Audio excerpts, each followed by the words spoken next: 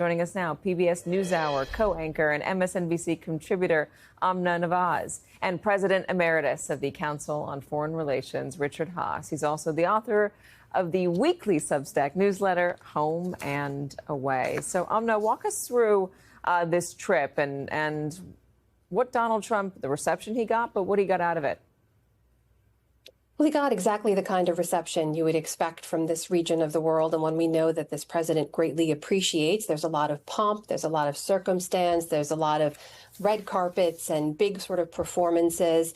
It's a big deal for the president to choose these nations as his first foreign trip abroad, and it sends a very strong signal about the way that he's viewing his role and how an emerging foreign policy could take shape here.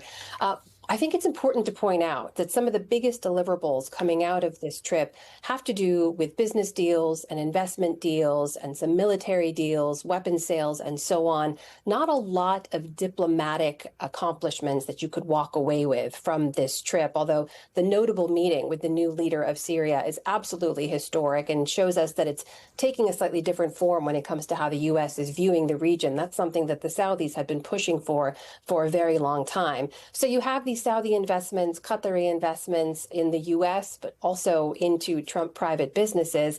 And it tells us it's really on brand for this president, right? That there's always a little bit of a conflict in terms of where the professional and presidential official commitments and responsibilities line up and where the personal Trump family businesses also tend to benefit. So I think there's a lot of questions about what exactly will come in terms of how the U.S. benefits from this, but the president is certainly hailing these as big accomplishments to walk away with. It's like he fits in well in the Middle East, much more so, even last time, but much more so than last time. He's always been very transactional, but there was a warmth to this reception, a camaraderie that I think was noticeable. The New York Times reports that Saudi Arabians, in talking about Donald Trump, saw him as one of their own. He gets us, they would say.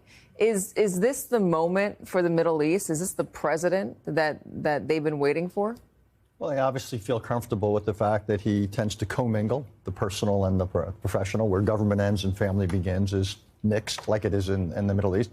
They are really happy with the idea that he gave a big speech. And what did he say? It's not the business of the United States to tell you how to run your countries. We're not going to do that anymore. We're not going to spread democracy. The difference between him and George W. Bush in 20 years is stunning. The leap in American foreign policy. He also likes big diplomatic things. Two things. One was the meeting with the Syrian new leader. And second of all, the Iran push. Is that going to happen? I think there's a decent chance. The ground is set for it. The Iranian economy is big time hurting. And second of all, the Israelis have demonstrated Iran's physical vulnerability to aerial attack. So what the president is doing is offering them essentially a deal. The most interesting question will be whether the president stands up to certain hawks in this country, if you want to use that expression, to the government of Israel, and basically says, we're still going to allow Iran a little bit of nuclear enrichment. Because if that's what it's going to take to get the deal. But I actually think there's a chance he will stand up to it.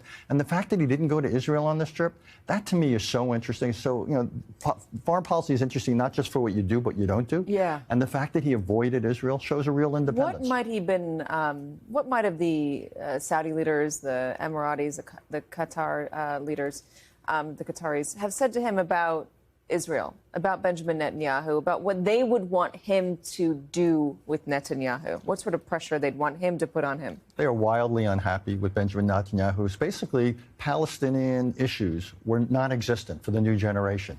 And what Gaza's done over the last year and a half in the aftermath of October 7th, it's awakened a whole new generation of Arabs. On the street in places like Saudi Arabia. So what they're basically saying is, we would like to normalize with Israel, but we can't do it unless Bibi Netanyahu changes Israeli policy. One of the interesting questions will be down the road, if the president wants an Israeli-Saudi breakthrough, will he put pressure on Benjamin Netanyahu? I don't have the answer to that, but I think that's interesting. My question is, what does that pressure look like, and what does that mean for Gaza? Is it Donald Trump putting pressure on Netanyahu to pull out? And then what happens with Gaza? Does he then put pressure on the Saudis or the Qataris? Or I don't know, the Jordanians, if they have the capability to go in and govern? I mean, there's still a very big question mark over what to do next. 100%. But what he would basically say, you, Benjamin Netanyahu, would put forward your day after scenario. That's called Israeli occupation, settlement, continued warfare. That's not acceptable to us. What we want to see is a day after that opens up a political process for Palestinians, creates a context in which Arab forces could maybe go in and they would be the occupying force with a large Palestinian component. Really a big question whether Donald Trump will push the Israelis in places they're not comfortable with. You know, I said before he came into office, I think he has a real opportunity in the Middle East. Are you seeing that? Absolutely. All right, Richard Haass, Amna Nawaz, really good to see you guys. Thank you so much.